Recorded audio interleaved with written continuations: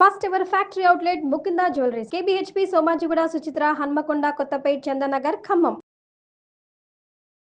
నమస్కారం. ఈ రోజు నుంచి కార్తీక మాసం ప్రారంభం అవుతోంది. యథావిధిగా మనం కార్తీక పురాణం చెప్పుకుందాం.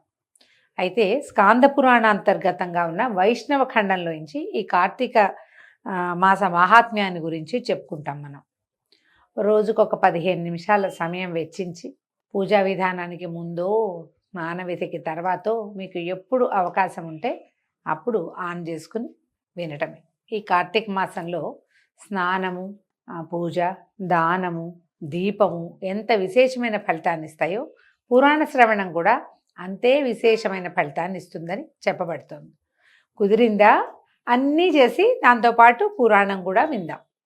కుదరలేదా ఏమీ చేయలేకపోయినా పురాణ శ్రవణం చేసినా కూడా తత్సమానమైన ఫలితాన్ని ఈ విన్నవాళ్ళు పొందుతారని చెప్పబడింది. మేము ఈ అవకాశాన్ని బట్టి కార్తీక పురాణాన్ని వినేటువంటి సమయాన్ని తీసుకోండి. అయితే దీన్ని సింపుల్గా తేలికగానే వెళ్ళిపోతుంది. ఎలా మొదలు పెట్టారు దీన్ని చూద్దాం. శుక్లాంబరధరం విష్ణుం శశివర్ణం చతుర్భుజం ప్రసన్నవదనం ధ్యాయేత్ సర్వ విఘ్నోపశాంతయే. ఈ 30 రోజులు ఏ విఘ్నాలు లేకుండా మనం కార్తీక వ్రత మహాత్మ్యాన్ని వినాలని భగవంతుడిని ప్రార్థిస్తూ మొదలు పెడతాం. నైమిషారణ్యంలో సత్రయాగ దీక్షితులైనటువంటి శౌనకాది మహామునీశ్వరులు ఒకప్పుడు నిఖిల పురాణవేత్త అయినటువంటి సూత మహర్షితోటి ఇలా అడిగారట. ఈ నైమిషారణ్యంలో పూర్వము ఆ కాలంలో ఎప్పుడు యజ్ఞయాగాదులు జరుగుతూ ఉండేవి.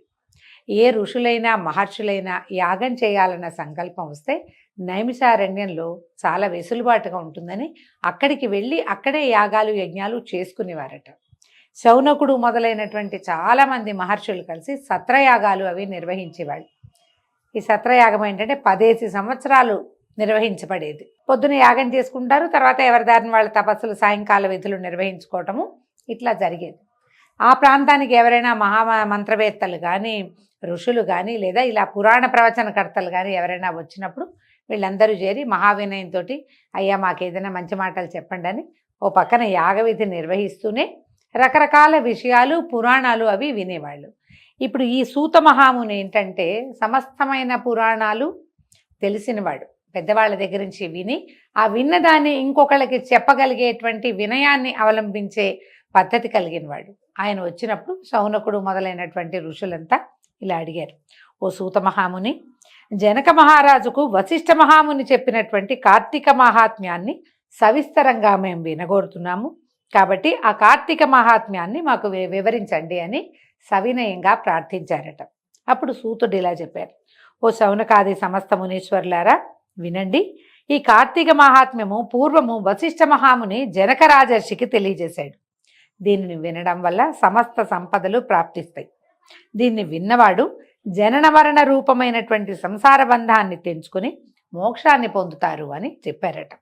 తర్వాత ఆ మునులతో ఇంకా చెప్తున్నారు. ఒకానొకప్పుడు దైవవశం చేత సిద్ధాశ్రమానికి పోతున్నటువంటి వశిష్ఠ మహాముని జనక రాజర్షి గృహానికి చేరాడు. మిథిలా నగరానికి వెళ్ళారనమాట. అంతటా జనక మహారాజు వచ్చినటువంటి బ్రహ్మర్షి వశిష్ఠుల వారిని చూసి సింహాసనం మీద నుంచి చకచక దిగొచ్చేసి అనేకానేక నమస్కారాలు చేసి సంతోషంతో పులకిత శరీరుడై అర్ఘ్యపాద్యాదులతోటి ఆయన్ని పూజించి ఆయన పాదోదకాన్ని తన శిరస్సు మీద ధరించి బంగారపు ఆసనాన్ని వేయించి వికసించిన తామర పువ్వుల వంటి కన్నులు కనవాడు, సమస్త జంతువుల యందు దయగలిగినవాడు, అంతరింద్రియ బాహ్యేంద్రియ నిగ్రహము కలిగినవాడు, సదాచారవంతుడు, బాలసూర్య సమాన కాంతి కలిగినవాడు, సమస్త సుగుణ సంపన్నుడు, సాక్షాత్తు బ్రహ్మదేవుని కుమారుడైనటువంటి వశిష్ఠ మహామునితోటి భక్తిగా ఇలా అన్నాడు. ఈ లక్షణాలన్నీ వశిష్ఠుల వారు అండి. వశిష్ఠుల వారు బ్రహ్మ యొక్క మానసపుత్రుడిగా చెప్పబడతారు. ఆయన బ్రహ్మర్షి. ఎన్నో తరాల వెంబడి సూర్యవంశపు రాజులకి కులగురువుగా ఉన్నాడు. రాముల వారి కులగురువు వశిష్ఠుల వారినే చెప్పుకుంటాం. రాముల వారికి వశిష్ఠుల వారికి జరిగినటువంటి సంవాదాన్ని యోగ వాసిష్టం పేరుతోటి చాలా ప్రత్యేకమైన గ్రంథం అది. అలా అంత మహనీయుడు అనమాట, చాలా గొప్పవాడు. ఆయనతో ఇలా భక్తిగా అడిగాడు. ఓ బ్రాహ్మణోత్తమ, మీ దర్శనం వలన నేను ధన్యుణ్ణి అయ్యాను. నేను చేయదగిన పుణ్యం ఇంకా ఏమీ లేదు. ఇప్పుడు మా పితరులు కూడా ధన్యత చెందారు. నేను మిమ్మల్ని చూడడం వల్ల మా పితృదేవతలు కూడా తృప్తి పొందారు. మహాత్ముల యొక్క దర్శనము సంసారులకు దుర్లభము. కాబట్టి ఇప్పుడు మీరు మా ఇంటికి రావడం వల్లే నాకు మంచి రోజులు వచ్చాయని నేను భావిస్తున్నాను అని రాజు ఎంతో సంతోషంగా పలికాడు. ఇలా అనేసరికల్లా ఈ జనకరాజర్షి మాటలు విన్న వశిష్ఠ మహాముని వికసించిన మొహంతో దయగలిగిన వాడే సంతోషంగా చిరునవ్వులు నవ్వుతూ రాజుతోటి ఇట్లా అన్నాడట, ఓ రాజోత్తమ, నీకు క్షేమం అగుగాక. నేను మా ఆశ్రమానికి పోతున్నాను. రేపు మా ఇంటి వద్ద యజ్ఞము జరగవలెను. దానికి ఇప్పుడు అవసరమైన ద్రవ్యం సమకూర్చడానికి నీవే అర్హుడవు అని చెప్పాడు. చెప్పేసరికల్లా రాజుగారు అన్నాడు, మునీశ్వర, యజ్ఞానికి చాలా ద్రవ్యం ఎంత కావాలంటే అంత నేను సమకూరుస్తాను. కానీ ఎవరైతే వింటారో వాళ్ళ పాపాలని పోగొట్టేటువంటి ధర్మరహస్యాలని నీ దగ్గర నుంచి నేను వినాలనుకుంటున్నాను. నీకు తెలియని ధర్మరహస్యాలు లేవు కాబట్టి అధిక ఫలితాన్ని ఇచ్చేటువంటి సూక్ష్మమైన ధర్మాన్ని తెలియజేయమన్నాడు. సాధారణంగా అందరికీ అదే కావాలండి. సూక్ష్మంలో జరిగిపోవాలి, మనకి సూక్ష్మంలో మోక్షం కావాలి. చాలా పెద్దవి చేయలేకపోతాం, సమయము ఉండదు, శక్తి సరిపోదు, అర్హత కూడా ఉండాలి. అంత పెద్దవి కాకుండా ఏదైనా చిన్నది చేసినా కూడా ధర్మ మార్గ అవలంబన సులువుగా ఉండేలాగా చెప్పమని సాధారణ సంసారులందరూ అడిగేదే ఈ జనకరాజర్షి కూడా అడిగారు. అడిగితే ఇంకా అడుగుతున్నారనమాట. ఈ కార్తీక మాసాన్ని గురించే ప్రశ్న ఉంది ఆయనకి. కార్తీక మాసము సమస్త మాసముల కంటే సమస్త ధర్మముల కంటే ఎలా అధికమైనదో నాకు వివరంగా తెలియజేయి, దాని గురించి చెప్పు. నీకంటే ధర్మాన్ని గురించి చెప్పగలిగిన వాళ్ళు, సులువుగా చెప్పగలిగే వాళ్ళు ఎవరు లేరు. ఇవాళ నా అదృష్టం పండి నువ్వే మా ఇంటికి వచ్చావు. ఎప్పటి నుంచో ఈ విషయం తెలుసుకోవాలనుకుంటున్నాను, కాబట్టి దాని గురించి వివరంగా తెలియచేయమని జనకరాజర్షి అడిగేసరికి బ్రహ్మర్షి వశిష్ఠుల వారు ఇలా చెప్పాడు, ఓ రాజా, ముందు జన్మలో పుణ్యమాచరిస్తేనే సత్వశుద్ధి కలుగుతుంది. సత్వశుద్ధి కలిగిన వాడికి పుణ్యమార్గమందు అభిలాష కలుగుతుంది. కాబట్టి లోకోపకారం కోసం ఇప్పుడు నువ్వు అడిగిన మాట చాలా బాగుంది, నీకు ఉపయోగపడుతుంది, ప్రజలకు కూడా ఉపయోగపడుతుంది. వినేవారికి పాపాలు శమింపజేసేదాన్ని నీకు చెప్తాను వినమని ఇలా చెప్పారట. సూర్యుడు తులా సంక్రమణం నందు ఉండగా కార్తీక మాసంలో చేసిన స్నానము, దానము, అర్చనము మొదలైనవి మంచి మనసుతోటి ఏది చేసినా కూడా అక్షయములు అవుతాయని ఋషులు, మహర్షులు ఎందరో తెలియజేశారు. కార్తీక వ్రతాన్ని తులా సంక్రమణంగా మొదలుకొని కార్తీక శుక్ల పాడ్యమి నుంచి కానీ ప్రారంభించాలంటే, తులా సంక్రమణం అంటే దీనికి ముందు, కార్తీకానికి ముందున్నటువంటి ఆశ్వేజ మాసంలో ఇంచుమించు పౌర్ణమికి అటు ఇటుగా కాస్త దగ్గరగా సూర్య సంక్రమణం జరుగుతుంది. ఆశ్వేజ పౌర్ణమి వెళ్ళిన తర్వాత కూడా ఈ కార్తీక వ్రతాన్ని ప్రారంభించచ్చు, అంటే సంక్రమణంతో పాటు అన్నమాట. లేదా కార్తీక శుద్ధ పాడ్యమి మనం ఎట్లా మొదలు పెడతాము, మన విధానం ఏంటి, పాడ్యమితోటి వ్రతం మొదలు పెట్టుకుంటాం. కానీ మనకి చూడండి, భారతదేశంలోనే కొన్ని ప్రాంతాలలో పౌర్ణమితోటే నెల పూర్తయిపోతుంది. ఆశ్వేజ మాసం పౌర్ణమితోటి వెళ్ళిపోయి, ఆశ్వేజం వెళ్ళిపోయి కార్తీకం మొదలవుతుంది, మళ్ళీ కార్తీక పౌర్ణమితోటి కార్తీకం పూర్తయిపోతుంది. కొన్ని చోట్ల ఆ విధానం ఉంటుంది. వీరు చెప్తున్నారు అంటే మన భారతదేశం తాలూకు 2 ప్రాంతాల వారికి ఉపయోగపడేలాగా అయితే మీరు అప్పుడైనా మొదలు పెట్టుకోవచ్చు, లేకపోతే ఇప్పుడైనా, ఇప్పుడు మనం మొదలు పెట్టేలాంటి విధానంలో. మనకి సౌత్ ఇండియా అంతా అంటే దక్షిణ భారతదేశం అంతా కూడా, అంతా కాదు మన ప్రాంతం ముఖ్యంగా తెలుగు వారికి ఏంటంటే ఈ అమావాస్య వెళ్ళగానే నెల మొదలవుతుంది. ఇలాగైనా చెప్తున్నారు, కార్తీక శుద్ధ పాడ్యమి నుంచి కానీ మీరు ఈ వ్రతాన్ని ప్రారంభించుకోవాలి. ఆరంభమందు ఏం చెప్పుకోవాలట, సంకల్పం ఏం చెప్పాలో చెప్తున్నారు. ఓ దామోదర, నేను కార్తీక వ్రతాన్ని ఆరంభించుతున్నాను, దానిని నిర్విఘ్నంగా పూర్తి చేయము అనే సంకల్పం చేసి కార్తీక స్నానాలు ఆరంభించాలి.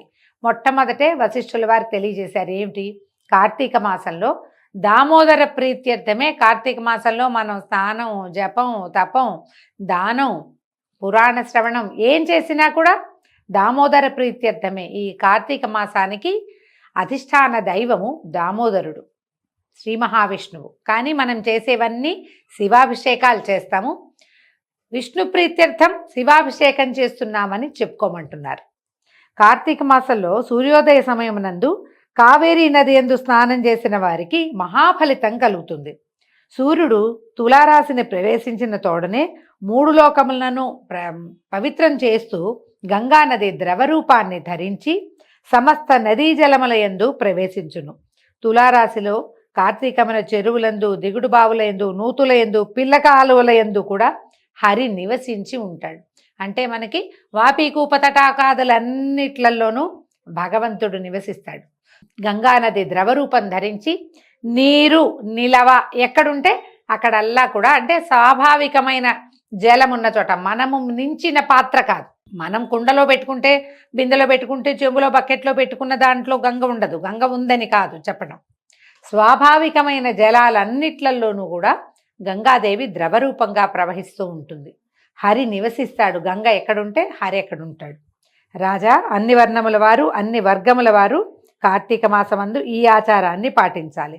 బ్రాహ్మణుడైన వాడు కార్తీక మాసమందు గంగకు పోయి నమస్కరించి హరిని ధ్యానించి కాళ్ళు చేతులు కడుక్కొని ఆచమనం చేసి శుద్ధుడై మంత్రముల చేత భైరవుని అనుజ్ఞను పొంది మొలలోతు జలమందు స్నానం చేయాలి. ముందు నడుం వరకే నీళ్ళల్లో దిగి స్నానం చేయాలట.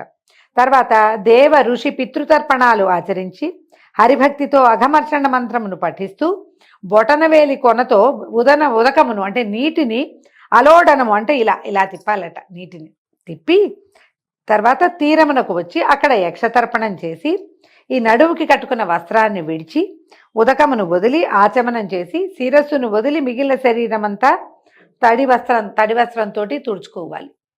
తడిబట్టతోటే ఒళ్ళు తుడుచుకోవాలని చెప్తున్నారు. ఇది పురాణంలో ఇలా చెప్పబడిందండి. మొలలోతు స్నానం అంటే కంఠదగ్న మెడ అని చెప్పటం లేదు. విధానాన్ని బట్టి మన ప్రాంతాల వారీగా పెద్దలు ఎలా చెప్తారో మనం ఆ ప్రకారం చేయొచ్చు. పురాణంలో మాత్రమే ఈ వాక్యాలు చెప్పబడ్డాయి. తడి వస్త్రంతో ఒళ్ళు తుడుచుకుని నారాయణ ధ్యానం చేస్తూ ధౌత వస్త్రాలంటే ఉతికి ఆరవేసిన ఆరిన బట్టని కట్టుకోవాలి. తర్వాత గోపీచందనంతో తగినన్ని మారులు త్రిపుండ్రాలు కానీ విభూతిని కానీ ధరించి సంధ్యావందనం చేసి గాయత్రి జపం చేసుకోవాలి.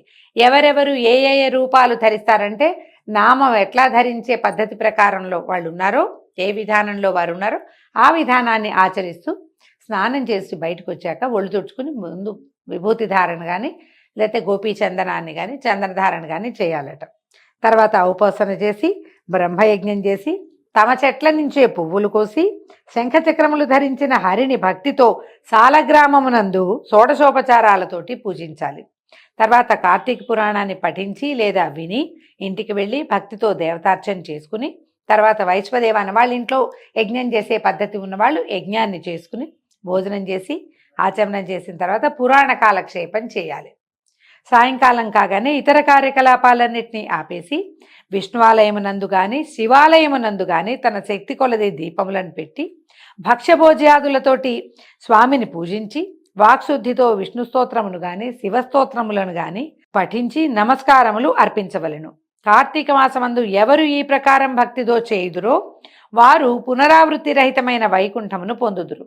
కార్తీక వ్రతం ఆచరించిన ఎడల పూర్వజన్మార్జితములైనటువంటి ఈ జన్మలో అయినా ఆర్జించినవైనా కూడా సమస్త పాపములు నశించును. బ్రాహ్మణుడు కానీ క్షత్రియుడు కానీ వైశ్యుడు కానీ శూద్రుడు కానీ ఋషీశ్వరుడు సన్యాసి కానీ స్త్రీలు కానీ భక్తి శ్రద్ధలతో కార్తీక వ్రతాన్ని చేసిన ఎడల వారికి పునర్జన్మ ఉండదు. ఎవరు కార్తీక వ్రతాన్ని ఆచరించిన వాడిని చూసి సంతోషిస్తారో అతడు ఆ దినమందు ఆచరించిన పాతకము నశించును, ఇందు సందేహము లేదు. ఇది విధానంగా చెప్పబడిందండి. ఎవరైనా కార్తీకంలో పొద్దున్నే ఉదయమే సూర్యాస్తమయాత్ పూర్వమే స్నానం చేయటం, విష్ణువార్చనో లేకపోతే శివార్చనో విధి విధానంగా చేసుకోవటం. అవకాశాన్ని బట్టి ఒక పూట ఉపవాసమా నక్తమా మనం ఏ ఉపవాస విధిని పెట్టుకుంటామో ఆ విధిని ఆచరించటం. ఇందులో పురాణ కాలక్షేపం చేయాలి, మంచి మాటలు వినాలంటే ఇతరత్ర తగాదాలకి గొడవలకి వెళ్ళకూడదు. దూషణాలు తిరస్కారాదులు చేయకూడదు. ఎవరైనా కేకలేయటం, తిట్టడము, అరవటము, తిరస్కరించటము, గొడవలకి దిగటము అలాంటివి చేయకూడదు. సాధ్యమైనంత శాంత చిత్తులుగా ఉండి ఈ కార్తీక పురాణాన్ని గనక ఈరోజు ఏ భాగం చదవాలని చెప్పబడిందో ఆ భాగాన్ని చదివినా వినినా కూడా అద్భుతమైన ఫలితాన్ని లభిస్తూ ఉంటుంది. ఎవరైనా సరే లభించి వీళ్ళకి ఇవాళ ఫలితమే కాకుండా మోక్షాన్ని కూడా పొందుతారు, పునర్జన్మ లేనిటువంటి జీవితాన్ని పొందుతారు. ఇక మళ్ళీ మనం పుట్టక్కర్లేదు. జనన మరణ చక్రంలోంచి వైదొలగి మనం ముక్తి మార్గాన్ని పొందుతామని చెప్పబడింది. ఈ రోజుతోటి మొదటి రోజు పారాయణ పూర్తయిందండి. రేపు ఉదయం రెండో రోజు పారాయణతో మళ్ళీ కలుసుకుందాం. నమస్కారం.